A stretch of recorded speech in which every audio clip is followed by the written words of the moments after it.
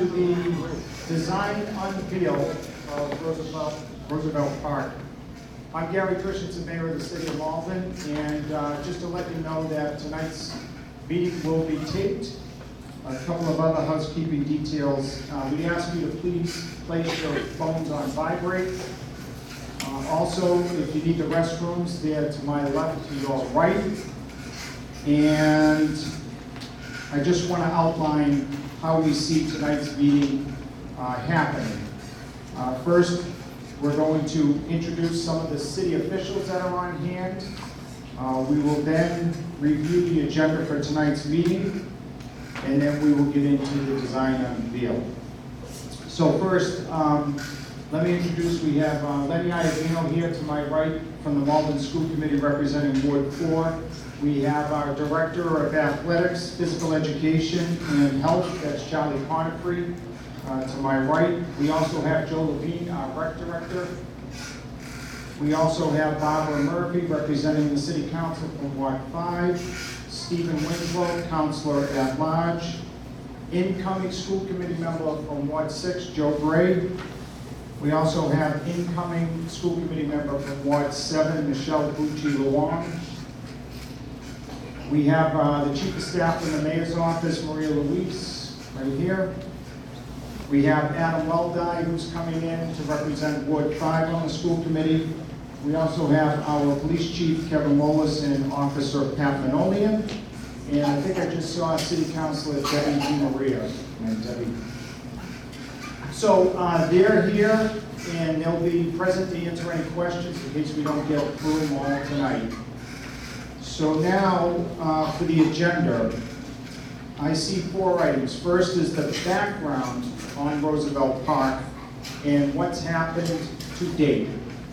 Then we will do the unveil of the updated design, followed by the project timeline, and then finally questions and answers.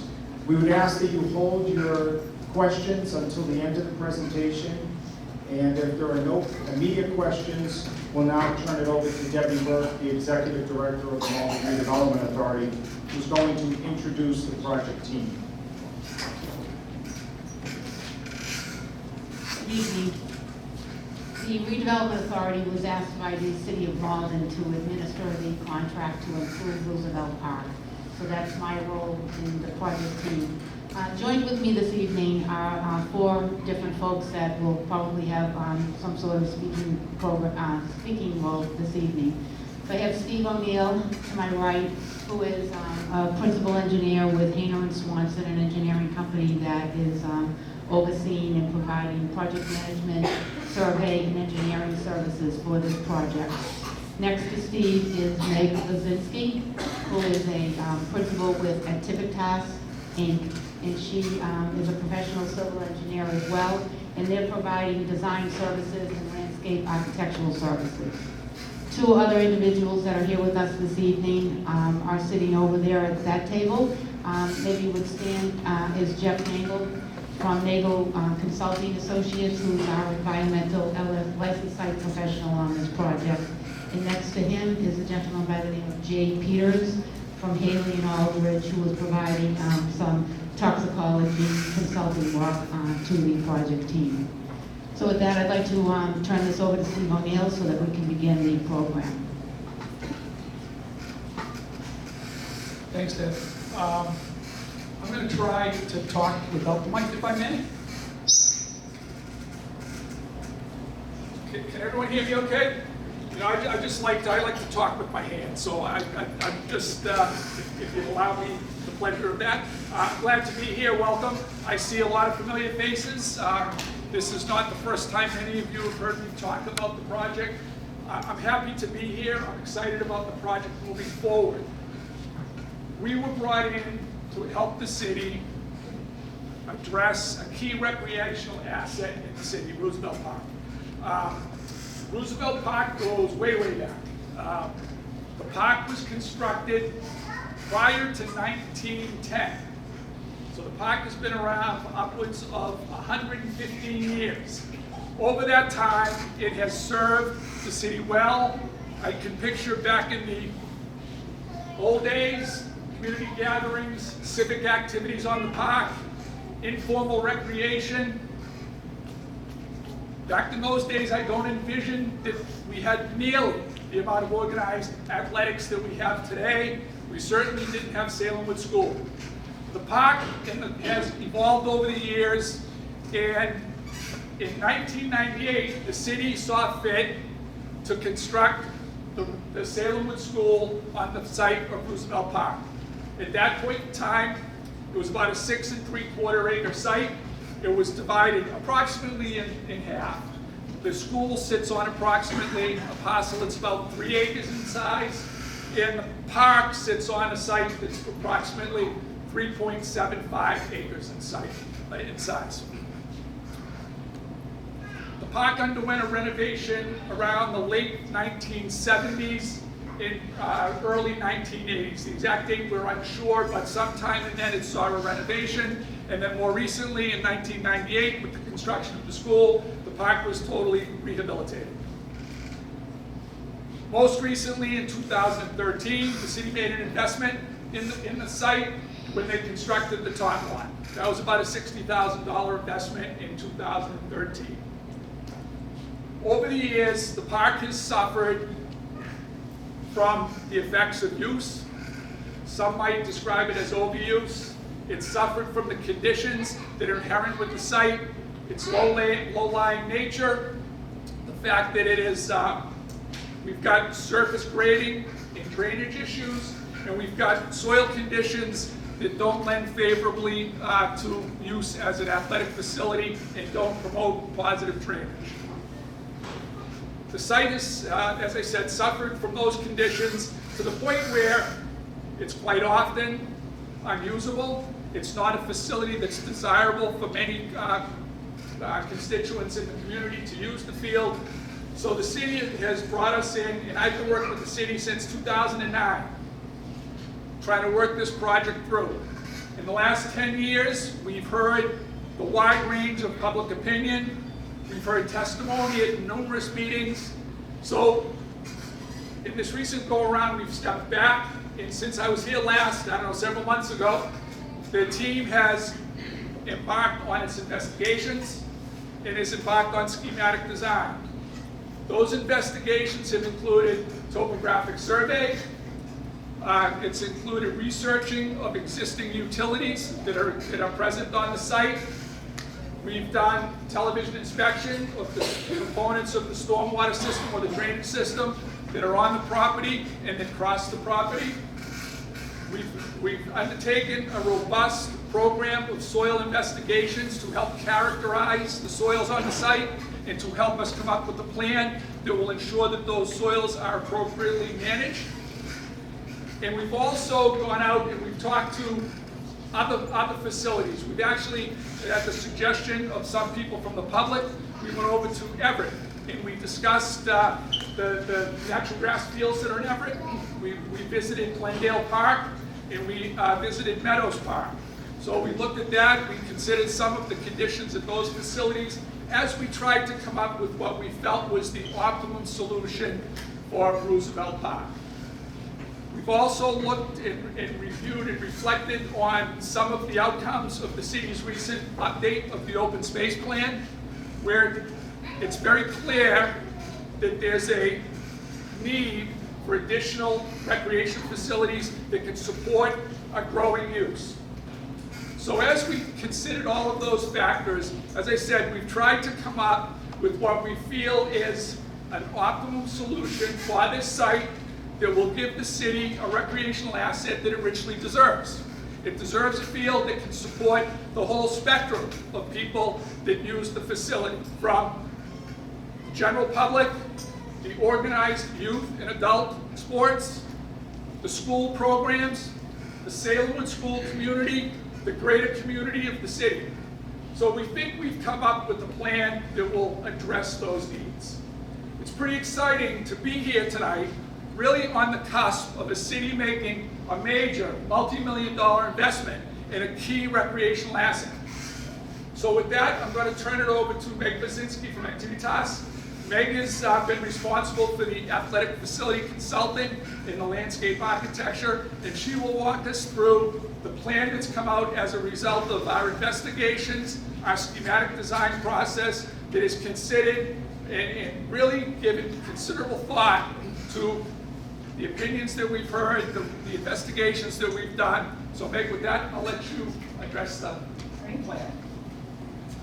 I'm not as loud as Steve, so I'm going to use the microphone. You guys hear me okay? Okay, great. Well, thank you for having me. My name is Meg Kaczynski. I am the principal civil engineer with Activitas. As Steve mentioned, my work kind of over since I graduated in the early 2000s has been on athletic and recreation design throughout New England, a lot across Massachusetts, for projects just like this that you have involved in. So just a quick overview of your existing additions. I know everyone's familiar with the site out at Salemwood here at Roosevelt Park. You can see we're sitting somewhere over in here. In the cafeteria, we have our fields, located here. We have 2 softball and Little League fields, as well as a rectangular multi-purpose field that is used throughout. We have some grade differentials on the site. Where the walkways right now are mostly at grade, kind of coming down to this softball field, and then start to climb up the site, and we get kind of a bowl feel within this, existing area. And then we connect over to the main roads and connect down to the rail trail down here. So some important things to know about the site. There's an existing wetland to the south that was originally part of the drainage design for the fields. That's where water goes from the fields, it drains naturally across. And what you don't see in the plan, but we actually are in the floodplain. And so we're limited in our ability to change the grades too much of the site in consideration of the soils down below and then what we build on top of it. So our proposed plan is to renovate the existing site with 2 new softball/Little League fields and to maintain the rectangular field in the middle. What we have for the rectangular field, you can see kind of in this bottom corner, we can fit soccer, lacrosse, field hockey, all those types of sports. Right now we're not showing football, but there's a reason for that. So this soccer field length is about 345 feet. A football field is about 360 feet. But what we're trying to achieve is to keep these 2 softball and Little League fields a bit more multi-purpose. As most of you know, softball does not have a raised mound. You pitch off the grade as you come around. But for Little League, you do have that raised mound area. And by placing the fields a little bit shifted towards the school, we're going to be able to use a portable mound that can stay mostly in place for this Little League field. So that's why you kind of see these fields shifted this way. Around the site, we have the green and the brown are both shown as synthetic turf. We have new walkways that surround the site and bring the spectators and pedestrians around. We maintain ADA access to all portions of the site through the walkways. There's actually a decent grade change coming from this lower level down by the softball backstop up to the main entrance in this location. And we're able to maintain ADA access coming down and around to that backstop area. And then we're able to maintain as well that walkway that goes around the site and connects down towards the rail trail. We heard through various discussions a need to look at this area in the southwest corner and to leave that a little bit more open. So we understand that use of that area is used for kind of more intramural and kind of informal use. People getting together, meeting, to go down to the rail trail to do stretching and things like that. So we were able to maintain this spot for that specific use adjacent to the rail trail. Some other things that came up was a desire for more basketball use to help the recreation programs and recess programs. You can see we do have a more formal kind of 3-point arc in this location towards the bottom of the stairs. We have a decent amount of pavement down here to fit that in, so for a little bit more formal basketball use, as well as 3 hoops that would actually be on the overcoming the turf field area, so the basketball more recreational, free throw, things like that use, as opposed to games or half court games in this location. Moving around the site, We did think a lot about access and protection of the surface and things like that. So as I move to the next plan, this actually shows where we're going to have fencing and netting around the site. So we felt it was important with the reestablished softball and little league areas to provide a bit more netting along these main areas to try and keep balls within the site as opposed to letting them go out towards the parking lot and kind of those busier areas. So we have, along this area, we have about an 8-foot fencing around the spectator team areas in both locations. We have 24-foot high backstops behind each. And then everywhere you see yellow is actually a 4-foot high chain link fence. And that's really to not prohibit people from coming onto the field, but rather deter cars and vehicles and things of that nature from coming on. So keeping that fence low so it doesn't seem overwhelming, but providing that protection as well. And there will be a series of gates breaking up throughout the chain link fence in order for the students, as they come out, that they don't have to go and find a gate. You know, for the most part, as they do today, they can come down and go across the grass slopes and right onto the field. And we try to mimic that as best possible with location of gates to allow that access. Along these spots, we do have taller netting. This is 40-foot high netting along this edge, as well as along this edge. Like I said, to try and keep and protect these areas adjacent to the site where you have more of that pedestrian and vehicular use. These are some precedent images, just to kind of show what this is potentially going to look like. So you can see we have the team areas in this picture. We have the 8-foot high netting and a little cantilever over the top to protect against rainy conditions. The backstop that will come up right behind the home plate area. In this picture, you can actually see that this is a little bit taller of a fence, but a 6-foot fence coming here, and then that 40-foot high netting. This is down in Weymouth, and their main road basically goes right next to the site, so we wanted to make sure that we could protect those areas from foul balls going into that street as best possible. And then you can see here the way that the grass is able to come up towards the existing or the proposed turf field area and making those connections to allow for green space adjacent to the fields while still maintaining the protection of the turf surface that you have around. And this last picture is just the ability to, as you saw in the previous picture, if there is a desire to do any temporary fencing, especially as you get into potentially adult league based softball or things like that, there is the ability for different types of portable fencing that can be moved around, which just keeps your site even more multi-purpose as you go forward. The last piece is looking at the outdoor classroom area. So this is zoomed in. We're over here. Here's our softball field, and then this is the outdoor classroom area. So we've been looking at enhancing that area to really allow for more use, more comfortable use, and opening up the area to make it a little bit brighter for the students, to provide benches, and to actually be able to sit down and listen for instructions, things like that, within a little bit more of a classroom type setting, and then moving back behind to potential planters and things like that that you have now. And so this would be adjacent to the softball area with a fence separating it. We're looking at potential fencing here in order to protect that area as well, especially as we get into planters and growing vegetables and things like that, making sure that that's protected.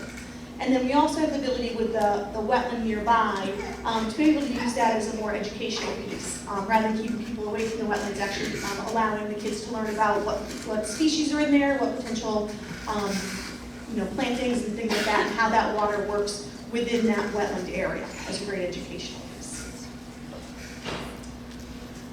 And with that, I'm going to introduce Steve O'Neill again to open up to any questions. Oh, and to go through the project timeline.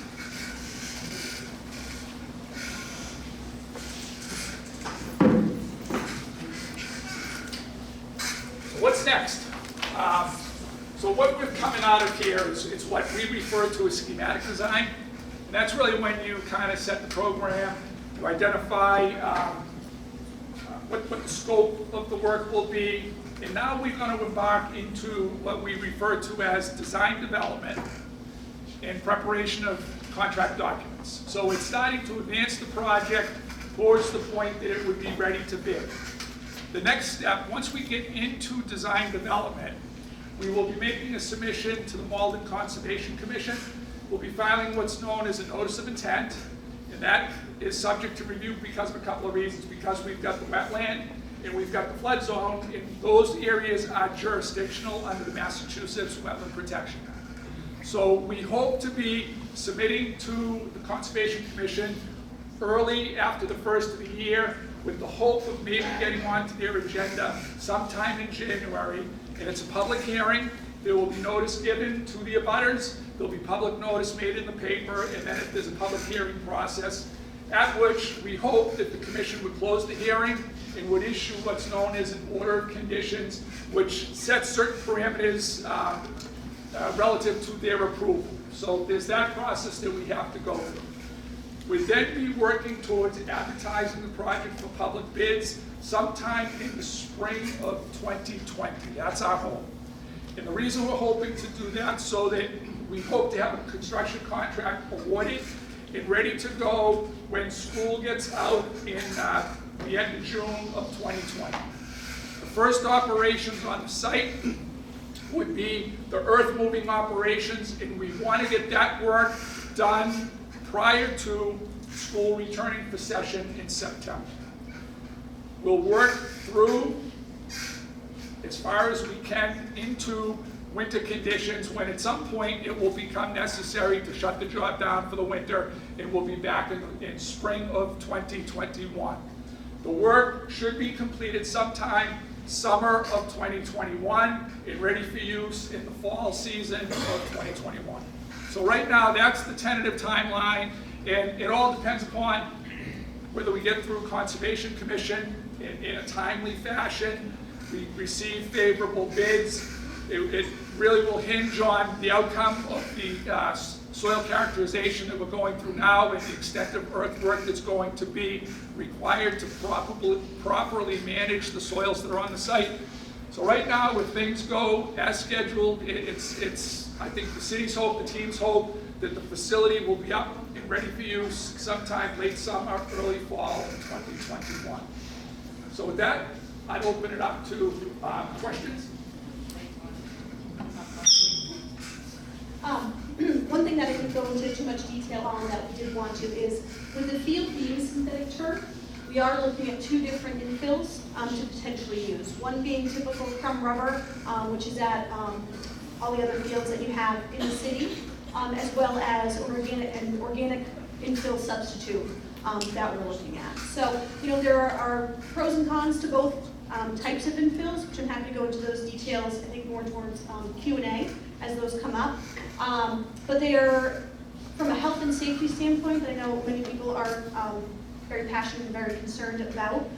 We've done studies we've done reviews of all the different peer-reviewed scientific studies, which is kind of the most important part of that conversation.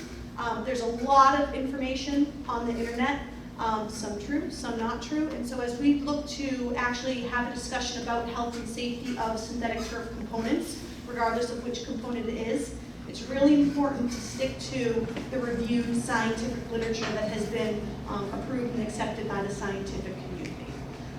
We do have some samples that we're happy to let everyone touch and feel after the product or discussion. But just to kind of give you an overview, we are looking at, in addition to the infill area that gets filled into the turf fibers, we have about a 2-inch pile of synthetic turf. So that's actually the plastic grass that gets put into synthetic turf backing. And on top of that, we're looking at including a resilient underlayment.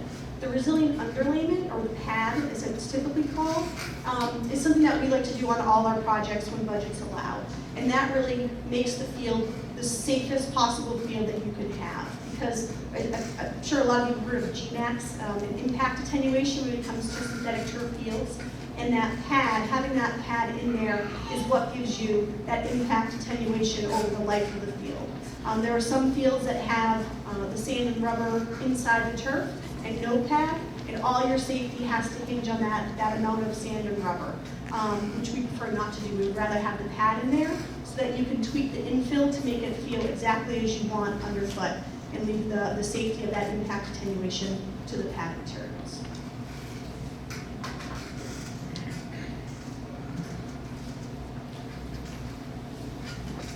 All right, now most importantly, we want to get to your questions. So if you could just raise your hand, you can speak from where you are. We'll take your question. I'd ask everyone, we'll try to give everybody an opportunity to ask a question. If someone has a second, we'll come to those after we address everyone that has an initial question. Before we begin, we also, just on behalf of the elected officials and staff, we want to say thank you for being here this evening. We know this is a difficult week with the holiday upon us, and again, we just want to say thank you for being here tonight and for participating throughout this process. So without further ado, we'll now take questions. Right there. Hi. Just O'Neill.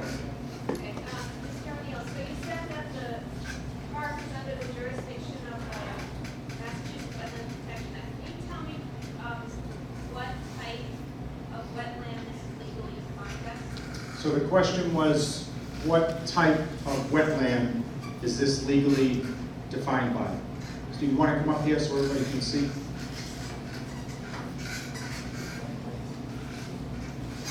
So the area that we have in here is a wetland. The activities that we will be working in is watering vegetated wetland, and that's the area that we'll be working in. And the other resource area is the floodplain. It's in a FEMA designated flood hazard zone. It encompasses, I don't know, probably 2/3 of the field. So we're dealing with watering vegetated wetland, and we're dealing with floodplain. Okay, we'll come back, okay? Other questions? Yes, sir. Apologies for my English. I'm from Colombia. No worries. Here. No worries. My name is English. But guys, why do you think in synthetic grass over there in the park? Why don't you use the regular grass? Yeah, so the question is, why use turf over grass? Yeah. Yep. The biggest reason for turf over grass is hours of use. So a well-maintained natural grass field, according to the STMA, which is the Sports Turf Managers Association, should be around 400 hours of use. This field probably right now, most natural grass fields that are being used, especially with the lights in this location, a lot of after hours during the week, and then a lot of the hours during the weekend is usually up around 1,200 to 1,500 hours of use.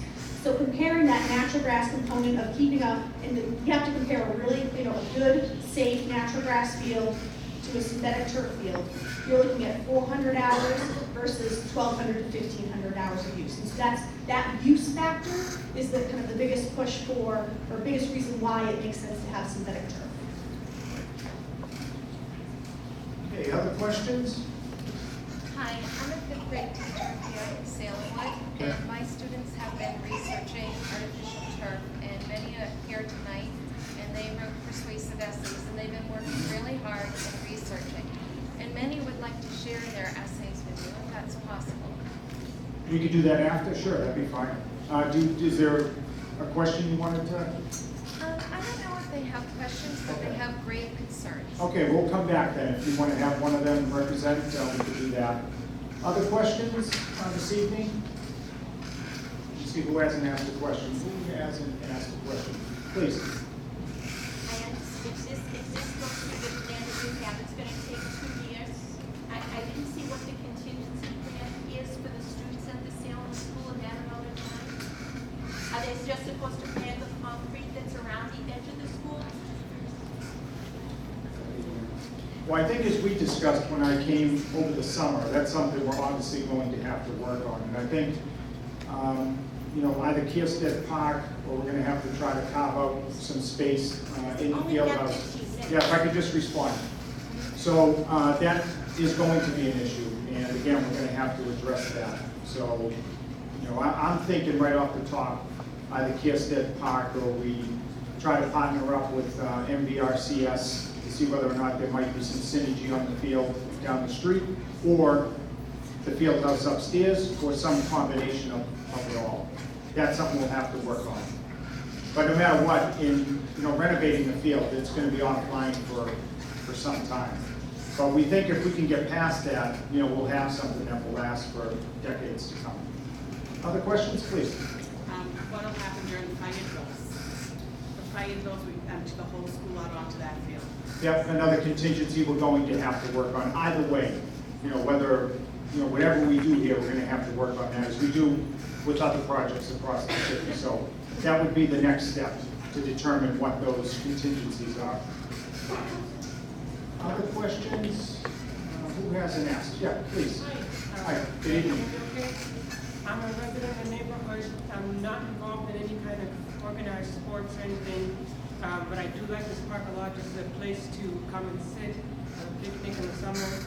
Is there going to be anything after the new project for people like me who are not involved in sports to benefit from the park? Okay. Would you ever get? Yeah. Sure, so, that use of the park, as I mentioned, we have carved out areas down towards the south of the park to maintain some of those natural grass areas for use. We were actually able to add in a few more shade trees and things like that along the upper side of the park, between the field and the pavement areas. This is all grass area in here as well. So depending on the type of use that you're looking for, but to come and hang out, we certainly have those landscape areas for your use. Other questions, first time? Please. What's the lifetime for the turf? Is there a timeline, is that what you were 7 asking? years, or 10 years, or 20 years? Oh, the life of the project? Oh, the turf. Sure, so synthetic turf is typically warranted for 8 years. There are, After 8 years. Yeah, After so- you replace it for no, one. I understand. So typically the warranty, so the field's gonna last definitely 8 years. We're seeing fields typically last in that 10 to 12 year range. So some of the first synthetic turf fields that I did up in Lexington, Mass, we put those in 2003. Those were ready for replacement kind of in the 2013, 14, 15 cycles. They did it one field at a time. So that 10 to 12 year range is appropriate for replacement. What about that? All right, other questions? We'll come back, okay? I just want to try to get everybody in for a first question.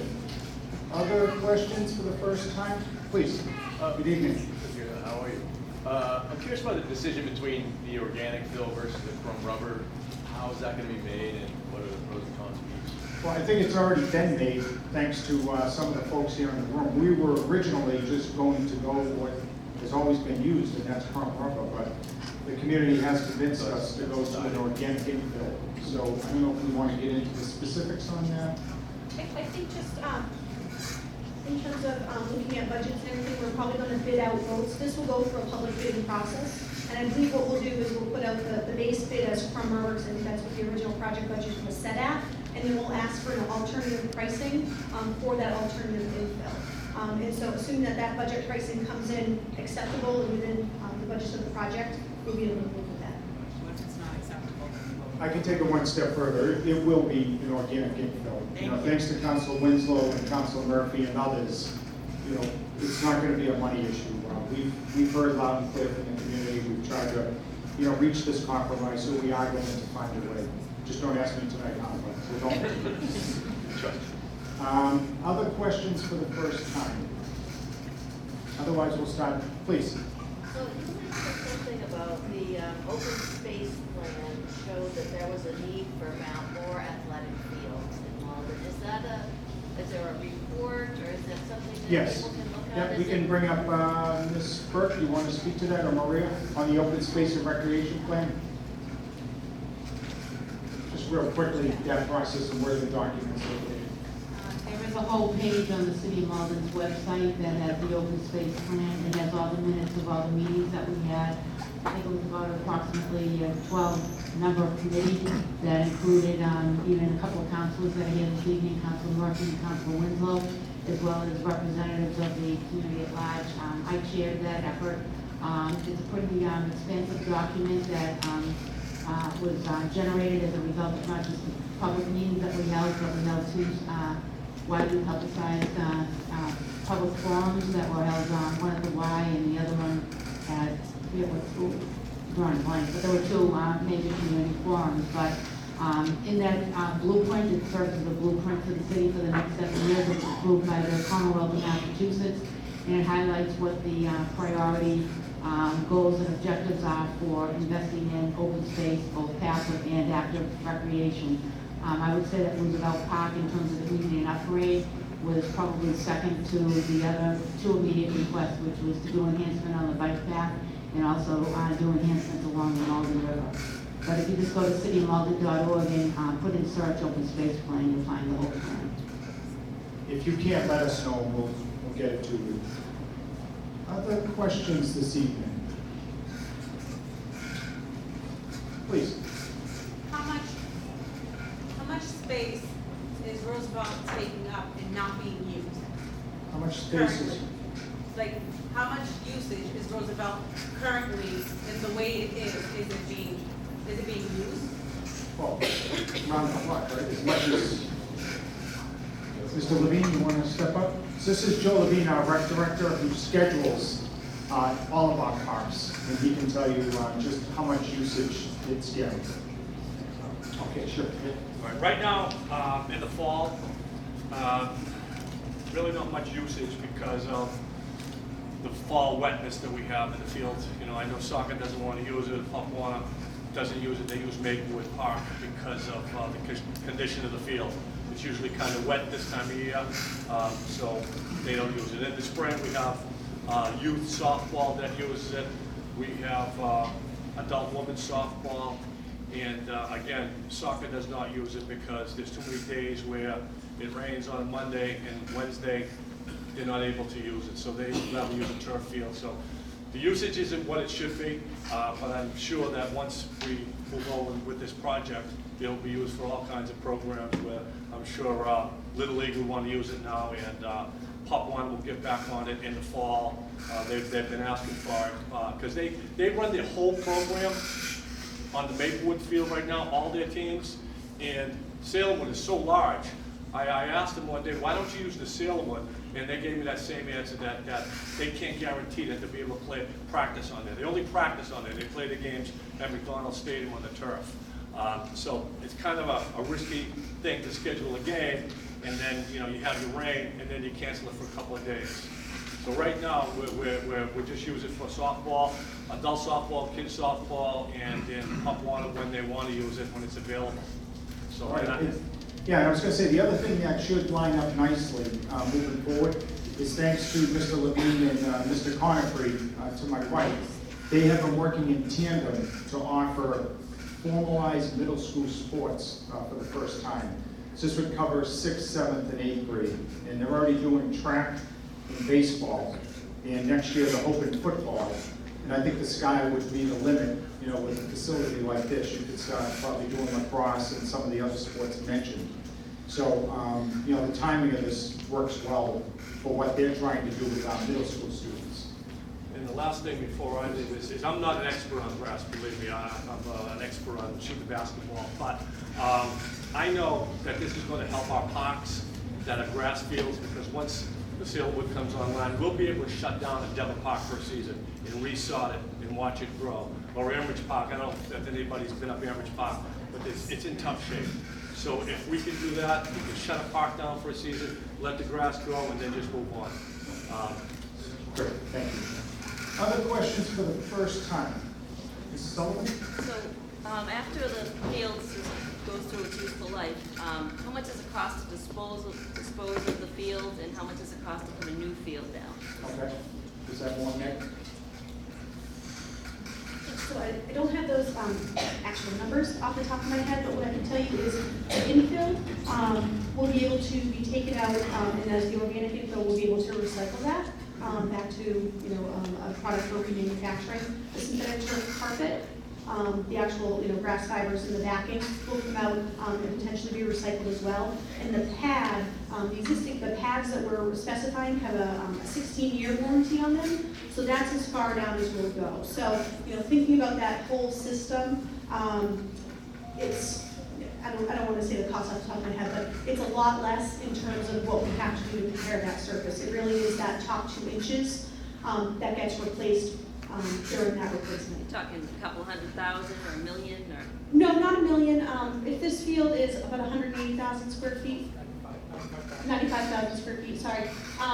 We're looking at probably $5, $6 a square foot, whatever that comes up to, as opposed to an initial installation, which is usually in the 10 to 12 square foot with all the That amendments. includes the taking it away and putting a new one? Yep, absolutely. I think I saw a hand over here, please. So Mr. Levine brought up Dever and Amherst Park, and I've seen online that people have been brought together to discuss those parks prior to anything happening. I guess my question is, so if you kind of dropped the ball and didn't invite the neighborhoods around here, or the children's school, or the kids that would be using and utilizing it after it's closed for that year or whatever, was it? That was me. I apologize for that. So I this is can't why believe we've that been for trying a to play second. catch up on it. I You don't know, believe so that for a second. it is. Mr. No, Mayor. it's my responsibility, and that's why I wanted to personally be here tonight to, apologize to the Salemwood community. But we're doing everything we can to get to where we want to go now. And so, again, who hasn't asked a question? Yeah, please. Good evening.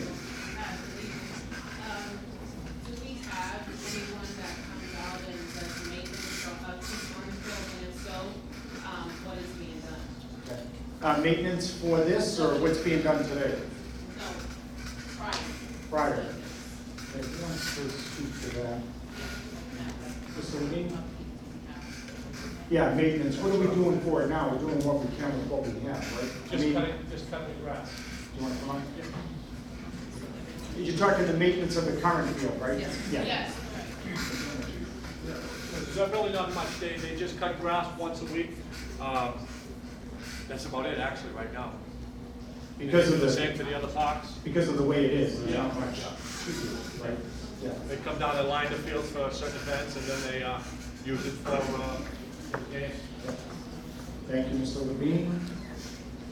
Other questions for the first time? Otherwise, we'll start taking questions for a second time. Right here.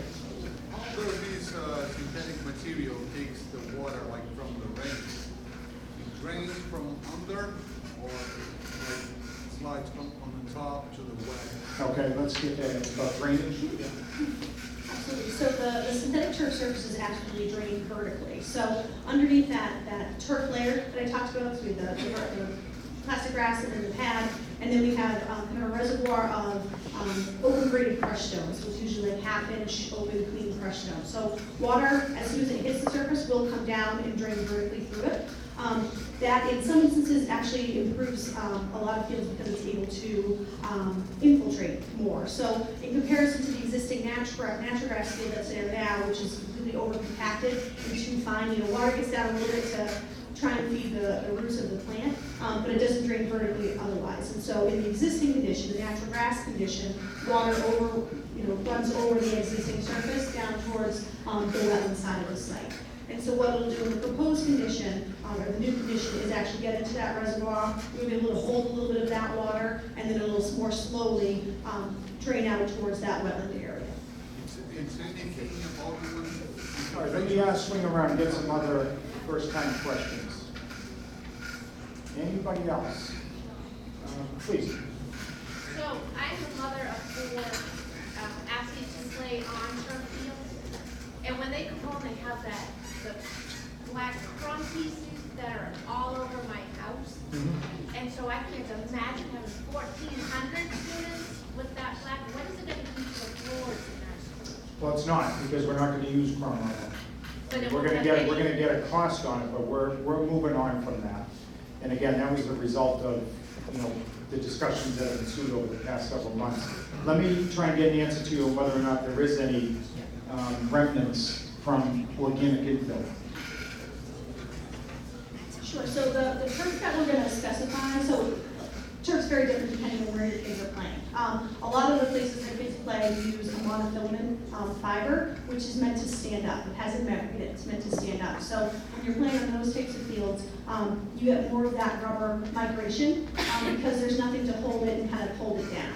The turf that we're gonna specify here is gonna have a blend of, it's called monofilament, which are the ones that have the memory, and then slip film, which doesn't have memory. It actually curves over to hold down. So when it initially goes in, all the fibers are up, but after a break-in period, those slip film fibers are gonna come down to try to hold that infill in a bit more.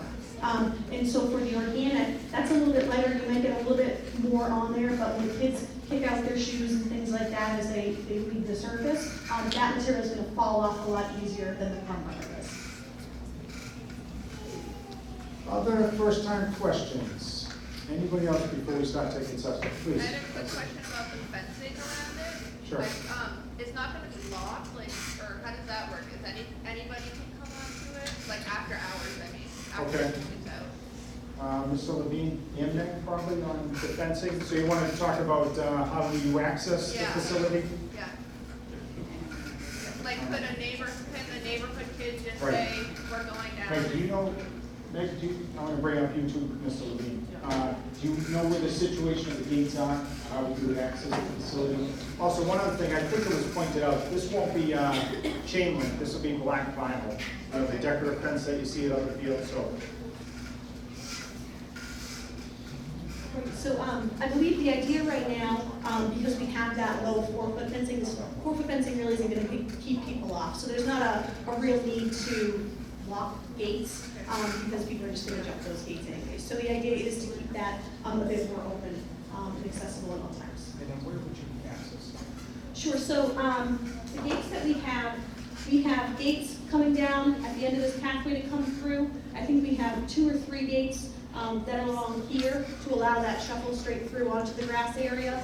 We have ambulance access coming across here with a double gate, and then a few more along these, not along this area, but behind this area to allow access for players in the team area and parents to get on the field.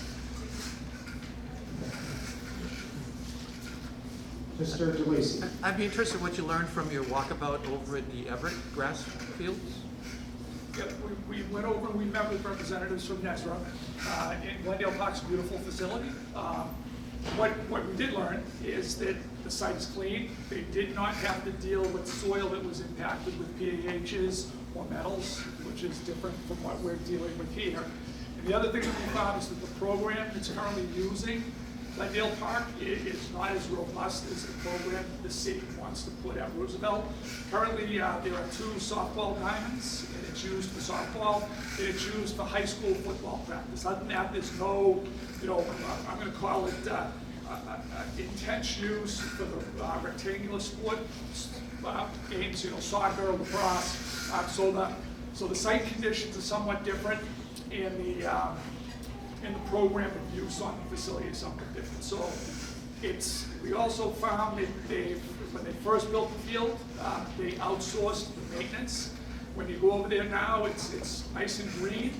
It is green, it's got some turf growth, it's got weed growth, there are some bare spots. So it's now where the city has backed off from contracting out the maintenance and they've taken it in. The field is now starting to see a little bit of wear. But there's no question, it's a beautiful facility. It's just, it's comparing, I think, from the site conditions and the use, it's comparing really apples to oranges. All right, other questions? All right, if not, we'll start taking some questions for a second time. Please. Okay, I actually have a 2-part question. So the first question is the vegetated, bordering vegetated wetlands, right? Legally, by definition, has to be delineated by the Conservation Commission, and I don't know when it was the last time that the Conservation Commission came and delineated the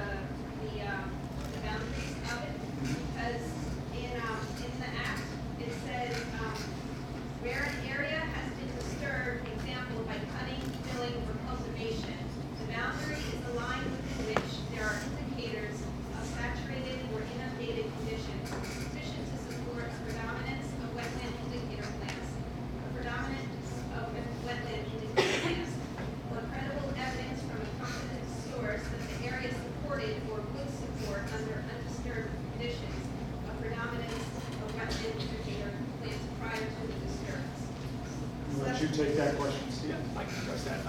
We, as part of the project team, we had a wetland scientist go out probably earlier this year to delineate the wetlands, considering both plant life and soils.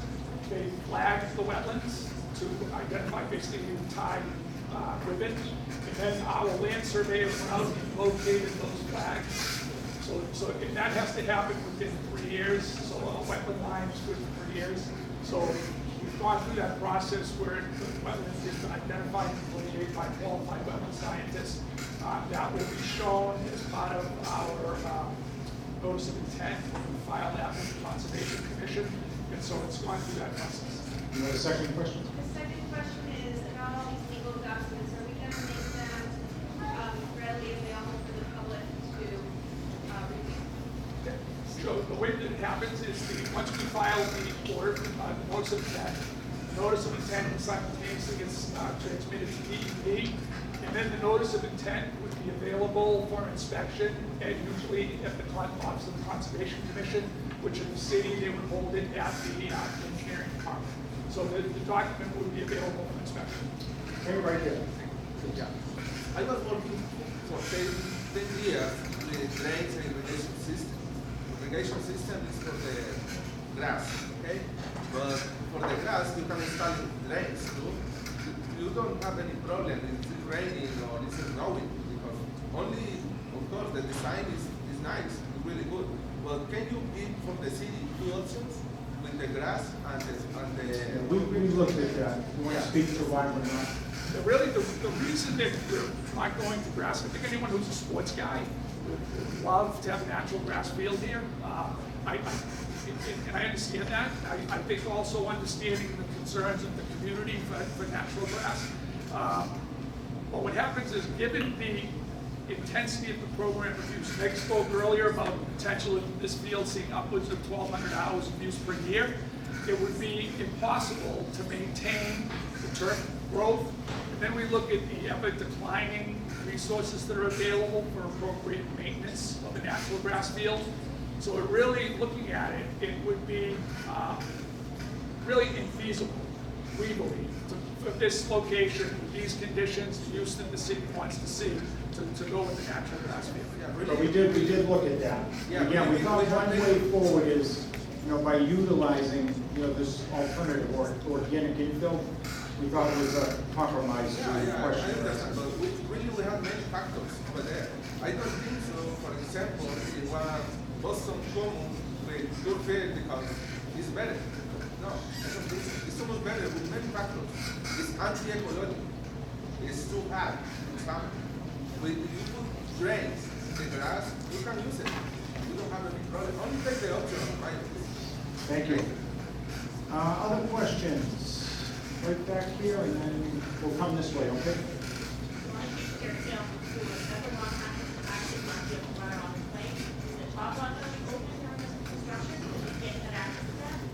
Yes. And not only that, Council Murphy is taking the lead on making further improvements there. So stay tuned for that. I live in Malden, I'm a taxpayer here in Malden, and I think the organic still sound so much better, but what's the price difference? Yeah, what could the price difference be? It's about 75 cents to $1. 75 cents to $1. Right there, please. Thank you. So I've heard the consultants say several times that they're making their recommendation based on the specs that the city gave them, especially around the hours of use and the intensity of use. How was it decided that this is the park that needs those hours of use and not Dever Park or Amherst or another park that's not attached to the school? That where, maybe a neighborhood is wealthier, whiter, more likely to be consulted when a project. I was in conversations with our experts, so Joe Levine, our rec director, our athletic director for the Malden Public Schools, Charlie Conifrey, and the city council. So that's how we came to the conclusion that we think this makes sense. It's centrally located, accessible by the bike path, and that's how we did it. Leaving anything else? Is it? Oh, and it has lights. Yeah, I neglected to say that. The other thing is that having the combination of athletic use and school use. I think the program, I don't know if that 1,200 hours includes school use as well, so the 1,200 hours he's been mentioning doesn't even include any school use considered, so this might double the amount of use. So that's a key factor, having both athletic and school use. School use in itself might be over. Let's take some other questions. Right there, please. When you talk about comparing it to Everett, and you said something about the soil contamination, could you speak a little bit more about what is there? What you found? Jeff, this is Jeff Nangle, the licensed site professional who's helping us with the soil characterization. Hi. As Steve mentioned, this park's been used since 1910. And what they did is they filled The park has been here since 1910, and underneath approximately 4 to 6 inches of cover is urban fill. The urban fill bearing is depths from 6.5 feet down to 12 feet. And essentially, they came in, filled the low spot, because adjacent to the railroad tracks. What happens, the water comes down from the high elevations to the north, groundwater, comes down into Salem Street, comes up underneath Roosevelt Park. The water table is about 3.5 feet down. You go to the culvert, the Saugus Branch culvert, you see the standing water right there. So essentially what you have is urban fill, which is coal ash, wood ash, BHC metals, coal pots back in the late 1800s, 1900s. Everybody burned coal, and then they throw it away. And so that's what's on the site right now. Thank you. Ms. Sullivan? I just want to know how you would address the science teacher and the residents who are concerned from a climate point of view. This is adding another heat island. We already have 4 fields within a mile of this field. And most of our heat islands, which are our turf fields, are located in this one area of the city. There's also concerns with health. You know, these products are still being studied. We have young children aged 5 up to 14 that are going to live here for 9 years of their life. And right now you have grass. Grass is absorbing the heat. It's a natural coolant. It's transpiration, which is part of photosynthesis and plants and all that stuff is happening right there. You can't replace that. Once that's gone, it's gone forever. So no more my kids running around finding the 4-leaf clover and the kids just sitting down in the middle of the field drawing because they enjoy the grass. There's going to be days we won't be able to go on there because it's going to be too hot. To be honest with you, we don't miss that many recess days. We really don't. I would say maybe 5 or 10 a year. All right. Other questions? I was wondering if you could provide a side-by-side cost analysis for redoing the field with natural grass versus the turf. I know you've talked about it several times, but Do you want to? As part of the going way back when we started getting involved in the project, we looked at both options. No, I know, you said that. I'm wondering if you could provide that for someone. That's what I'm going to do. So at the conceptual level, we estimated the synthetic turf project to be about $2.6 million. And we estimated the natural grass option to be about $3.1 million. So about a $400,000 to $500,000 difference. Intuitively, it doesn't sound. Well, can you provide someone a copy of a cost estimate for both options? The cost estimates are available on the SAGE website. In the Community Preservation Committee application. And the cost differential is largely attributed to having to deal with the impacted soil of the urban fill, as Jeff talked about. So you're saying you have to dig deeper for the natural grass? How much deeper? You've got to, with the natural grass, you've got to get down 3 feet, as opposed to under the synthetic turf, you have to get out 15 inches. So it's about 2.4 times the amount of soil that would have to be removed from the site under the natural grass option.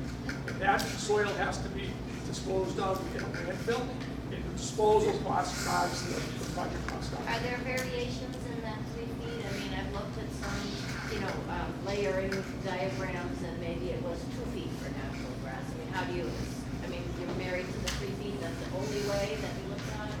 Or?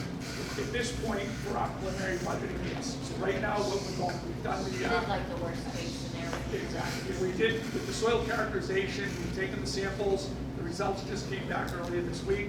Jeff is now reviewing the data, and then that will refine the recommendations in terms of the best practices to manage the soil, and that in turn will drive costs.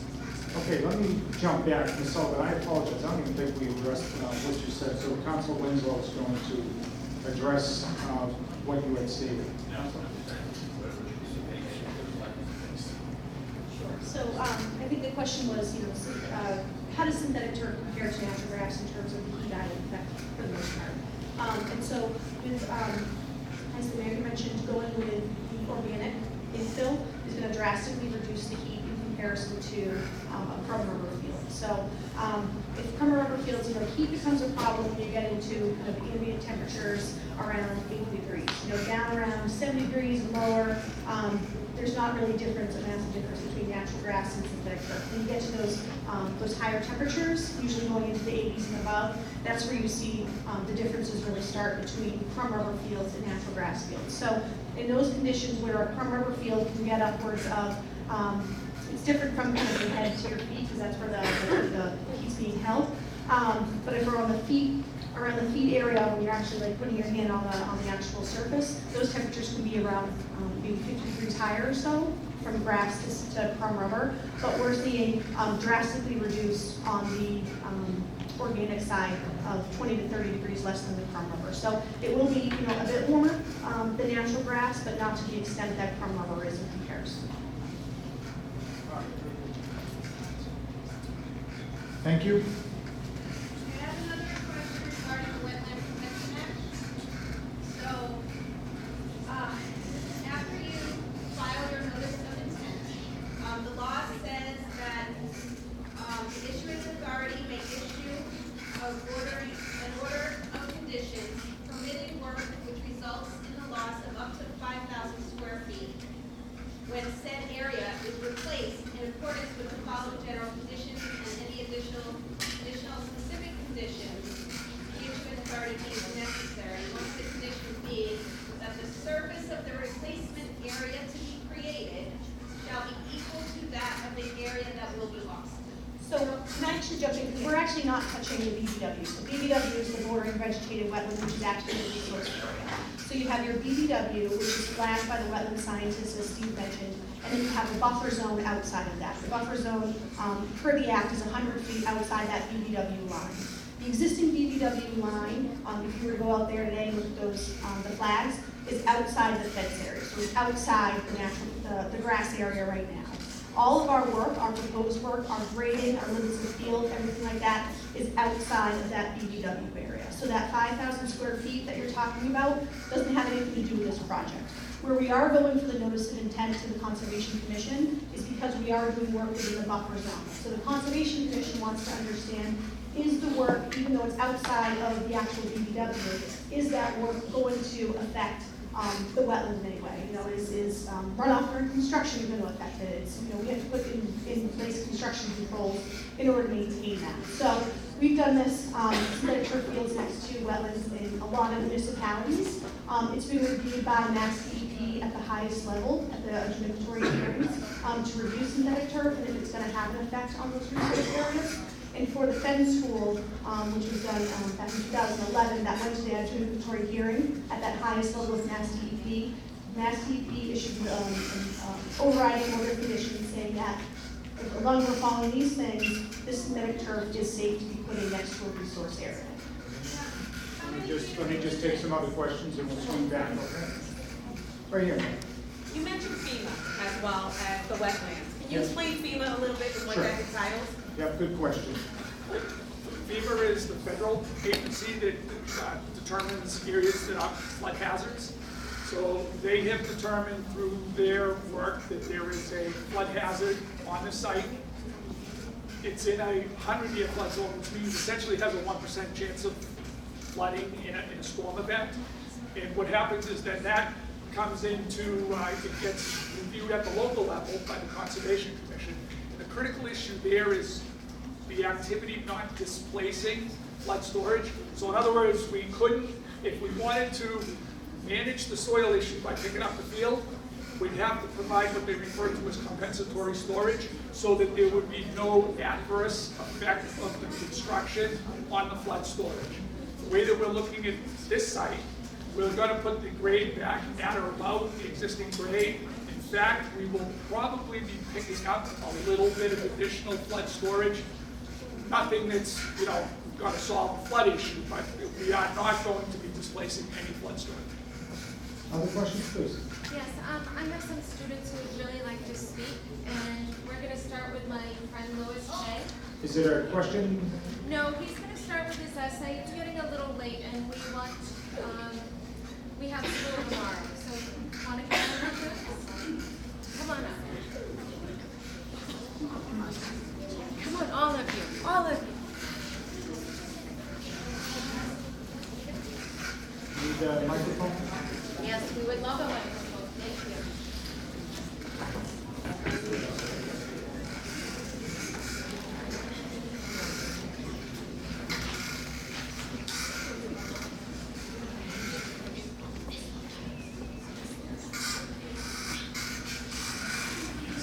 Every fifth grade student wants to stop the poisonous fields at our school. Please support and hear us out. We need and want a natural grass field at Roosevelt Park. First of all, the artificial turf field contains chemicals which can cause cancer and will lead to death. To begin with, lead is used to dye the artificial grass blades green. Lead are poisonous and it can cause kidney and it can cause brain cancer. Also,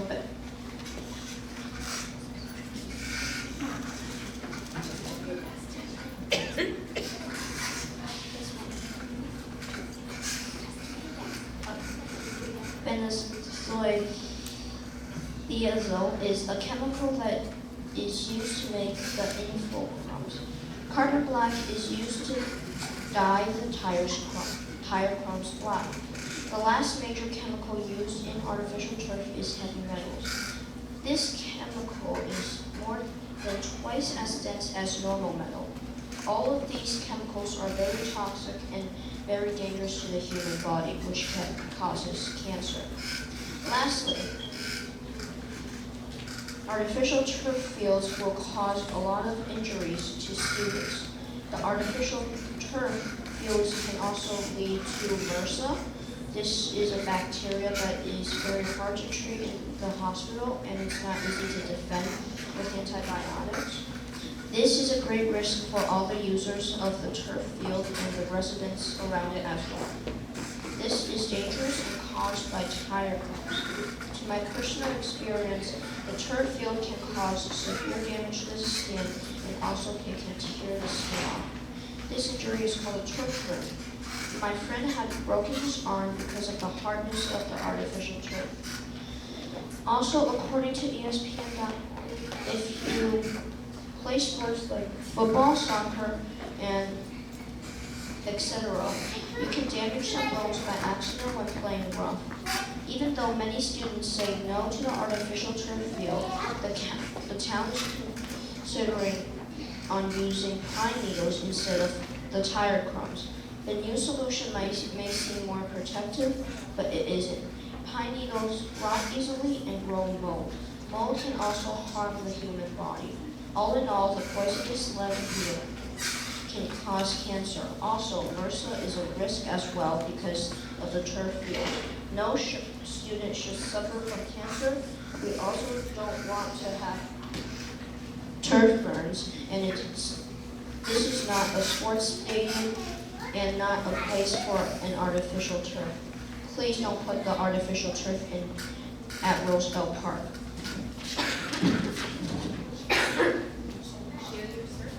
So I did a survey for the middle school, and according to this chart, 77.1% of all the people wanted grass field to stay there.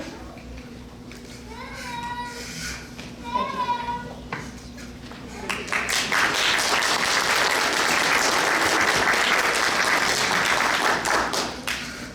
We have should not put a turf field at Roosevelt Park and consider everyone the uniform a little bit more. The city of Malden also didn't ask for our opinion like they did to others, and I think that wasn't fair. My first reason why Malden shouldn't put a turf field at Roosevelt Park is because it uses chemicals that are harmful.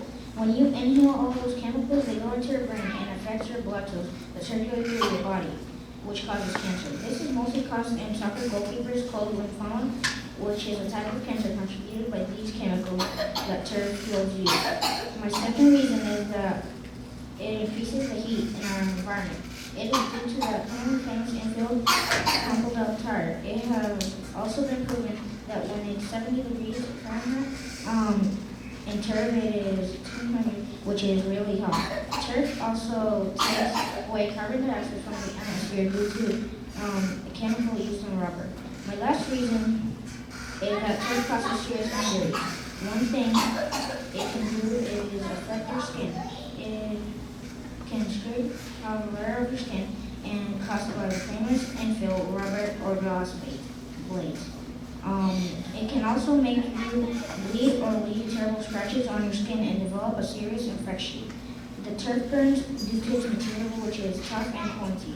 The city of Malden should consider us and not put a turf field at Roosevelt Park, and let us have a better future and live. Please, Malden, don't put a turf field at Roosevelt Park because this could affect us and our families that are gone. Thank you.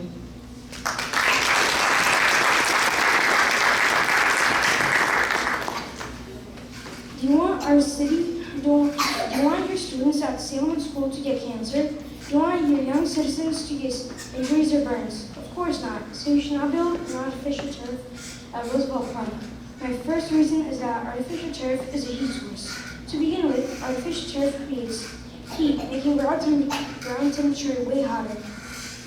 Artificial turf's average temperature is about 117 degrees Fahrenheit, 47 Celsius. Turf temperature is way hotter than air temperature. Building a turf field will be a cruel decision to make for kids. Show my point.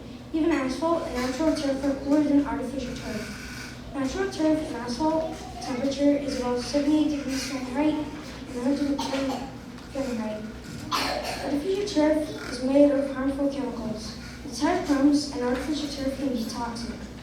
Children are particularly vulnerable to toxic threats. Modern tires are made of natural and synthetic turf. Additionally, artificial turfs are made of carbon black, a material made from petroleum. Metals such as cadmium, lead, zinc, and silver are about 4 to 10 gallons of materials that are made of petroleum. Weeds can start growing on turf. To give a neat appearance, weed killers need to be in use. Unfortunately, there are many health concerns applied to it. Injuries can happen more frequent on artificial turf. Artificial turf is made of plastic blades themselves. There are many young and careless kids that come to the school every day. If they fall or trip, they will likely get cuts. Children getting cuts may produce disastrous results. If a child cuts himself on the turf and the tire crumb gets in their skin, they might get sick or even cancer, since the tire crumbs can be toxic. In addition, synthetic turf has already given infections to people, including MRSA. MRSA is more common to people who use synthetic turf. Staph is a type of bacteria found in people's skins. Staph bacteria are usually harmless, but they can cause serious infections that can lead to sepsis or death. MRSA is a cause of staph infection that is difficult to treat because of resistance to some antibiotics. Staph infections, including those caused by MRSA, can spread in hospitals, other healthcare facilities, and in the community where we live, work, and go to school. Artificial turf may be better to play on when it's dry, but when it rains, the turf field will be as slippery as mud. Grass would also be slippery, but you can wear soccer cleats so you don't fall. If you wear cleats on turf, you will likely have more chances to fall. It would be better to be playing on grass when it rains. The city's officials should not build an artificial turf at Roosevelt Park. Artificial turf is a heat source. It is made of harmful chemicals, and injuries can happen more frequently on turf.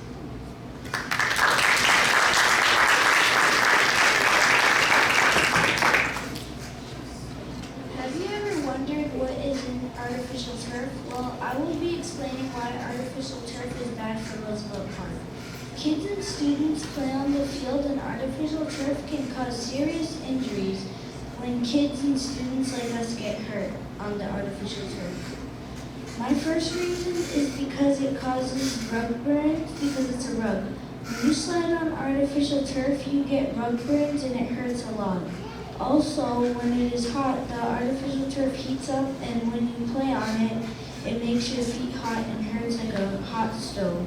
My second reason why it's artificial turf is not safe to play on is because it's man-made, because it's made from plastic and rubber, and it also does not offer soil and air, so we have less air to breathe in, and it's bad to inhale. My last reason is because it's not as soft as you think. When you're playing sports or rolling around with your friends, after you play in the artificial turf, you have to take a shower right away when you get home. And from my experience, I play softball and the tires get in my cleats. Also, the ball keeps rolling in the wrong direction and sometimes I trip and fall, and that takes the advantage for the other team to win a point.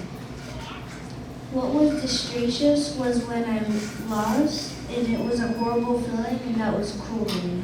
In my opinion, artificial turf is bad, but other people think it's good because you can clean it up easily, but it's bad because you have to take a shower right away when you get home every time you play on it. This is why the community, school, and students do not want artificial turf in our field.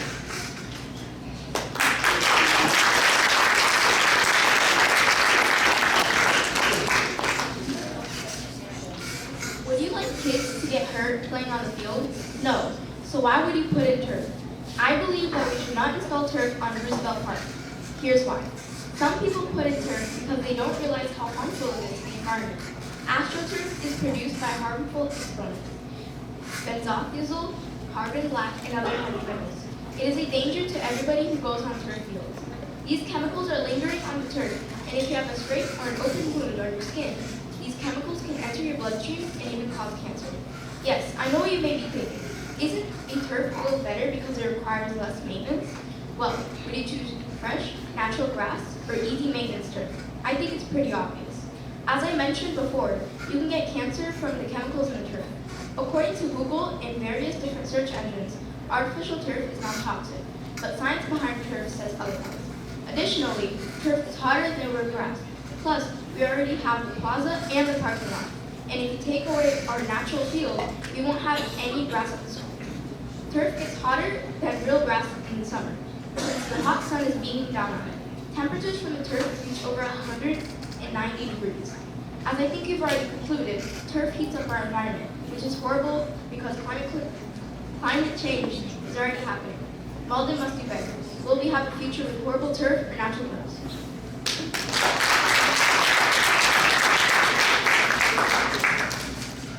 Have you ever played on turf? Have you ever gotten hurt before? Have you ever gotten sick before? Well, I haven't. Let me tell you the story. I have gotten hurt from playing in the turf, and the next day I woke up barely walking. I had a big burn in the middle of my foot, so never play on turf ever again. My first reason is that it causes severe injuries. Old green rubber tires, which are recycled and turned to cum, are used in artificial turf. This gets in your skin, and that makes you very sick. Also, the plastic blades used as synthetic grass cuts into your skin, and it also might cause infections. Secondly, turf adds to global warming. People found out the urban turf grass system actually contributes to global warming. It's about 230 tons of carbon emissions from culture. Lastly, turf can cause cancer. The tires in the turf are made of synthetic fibers and scrap tires, which can contain benzene, carbon black, and lead, among other substances. Well, like I already said, I have played on turf, and it's horrible. Also, I have gotten burns, but I didn't tell you it's a big, huge pain in the next day to wake up. So now you know never play turf ever again.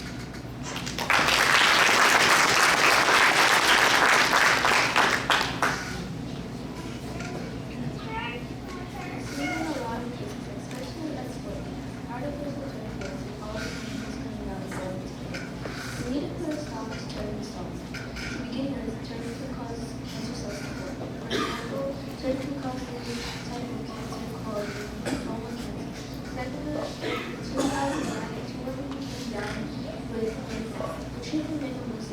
Also, you can get cancer from the infection because the cells because they lose their fight. It also allows bacteria in the cells and the cancer grows if the bacteria goes into your bloodstream. In addition, they want to use pine needles with it, which is extremely bad.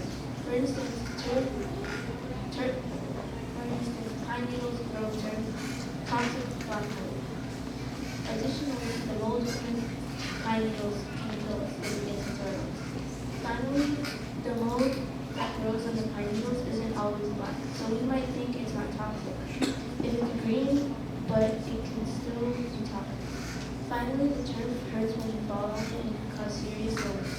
First of all, turf has plastic grass blades that are sharp. The plastic blade of the surface of the skin and give an infection from this bacteria called staph, which can enter the bloodstream. Second of all, it sets off chemicals because when plastic is cut, it melts, which results in chemicals going into the air, and people breathe it. Third of all, plastic is hot and can burn our skin. You can get up to 190 degrees. Also, burns from turf can be fatal. It's very cruel that they are doing this, knowing what they are doing is careless and harmful to the environment. Some people argue that turf is safe to everything else, but we need more evidence that it's safe, and so far I've only seen that in the culture that how it sets off chemicals. As you can see, turf is very down to play on and for our health. This is why we should end turf. Hopefully this essay made you want to help and get rid of turf. We need to do better. All we need to do better.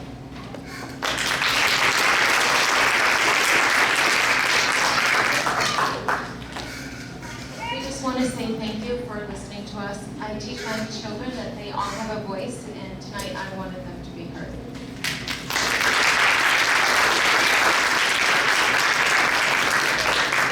I want to say thank you to all the kids. I have 3 kiddos at home, and if they could be half as good as you guys just were, I would be thrilled, because that was excellent. So another round of applause.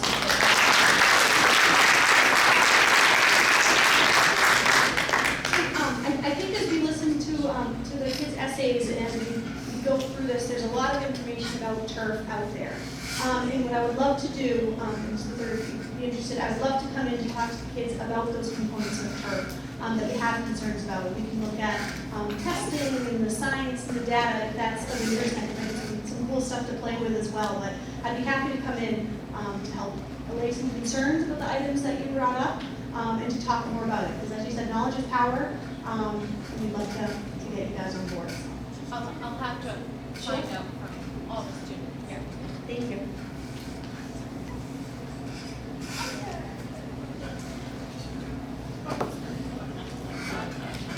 Okay, so it's almost 8 o'clock.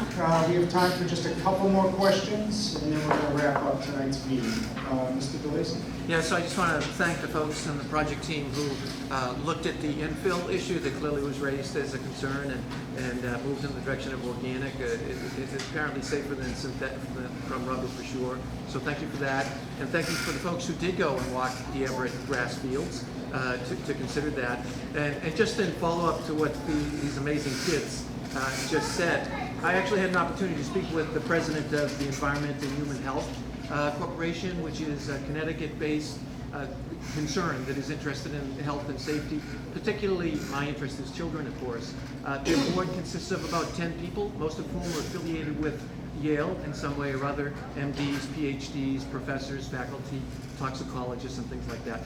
And they kindly shared some informative, illustrative information, which I'll leave with the project team for consideration. Thank you. Question in the back? Yeah, I also want to thank everybody who has been here and shared all this information and all the research you guys have done. I think it's very clear that it's a complicated issue. There's a lot of pros and cons on both sides. I think the biggest advantage that you pointed out in the turf is that for the amount of sports use that we're getting, that's the big concern. I also want to thank you guys for going away from the crumb rubber after seeing how it's been had more harm than the other alternative. The other thing I've seen is that it sounds like, I can't go with the health effects, because like you said, there's not enough research about that but as far as the heat island effect, it sounds like natural grass, and just from our own common sense experience, that it's still a lot better than even the organic kind of terms. And it sounds like for most of us, like the neighbors, the school community here, I think that the pros still outweigh the cons of keeping the natural grass. My question or my ask for all our elected officials would be, would you guys be willing to put this up to a referendum for the folks who live in the neighborhood and the families and the folks who are part of the school community to vote on whether to keep it natural or to preserve it? To be honest, I don't see that happening. We're going to continue to get input like we're doing here this evening, but I don't believe we think, this needs to be placed on the referendum, on the ballot question. I think this is something we can figure out like we're doing here this evening, and we've already made a ton of progress based on the info we've received over the past several months. I mean, you saw some of that tonight. Even the footprint has shrunk, roughly, I think, 10% from where it once was, in order to provide, more of the natural surface that has been advocated for tonight. So, I think we're, moving along. I think we just need to keep trying to refine this to get it to where we all want to go. All right, just got a couple minutes. Any other questions? Was there? I'm going to have you close this out. Okay. Was there anybody else before I do? Okay, go right ahead. Okay, so I have a statement regarding the environmental justice. So the 2017 Environmental Justice Policy maintains that environmental justice is based on the principle that all people have a right to be protected from environmental hazards. And it also is equal protection and equitable distribution of environmental burdens. So there are 4 artificial turf fields in an area of 1/10 of 1 square mile in this neighborhood. There's also an urban heat island on the Metropolitan Area Planning Council map that extends from Waite Street, it's approximate Waite Street in the north to Newland Street in the south, Bowdoin Street on the west, and Marlborough Street on the east. And in this area are 3 of those turf fields. There's also, you can notice that the Mystic Valley Park Multi-Use Field is also has a heat island on top of it. And I just want to say, I don't believe that having, so first of all, those 4, 2 of which were built by the city and 2 of which were approved by the city in the building permit process. I think that runs contrary to the environmental justice premise that we have an equitable distribution of environmental burdens. Thank you. Are there other questions? If not, the time is 8 o'clock. Again, we just want to say thank you for being here this evening. We'll take everything into consideration that's been presented. In the meantime, happy Thanksgiving. Go Malden, beat Medford.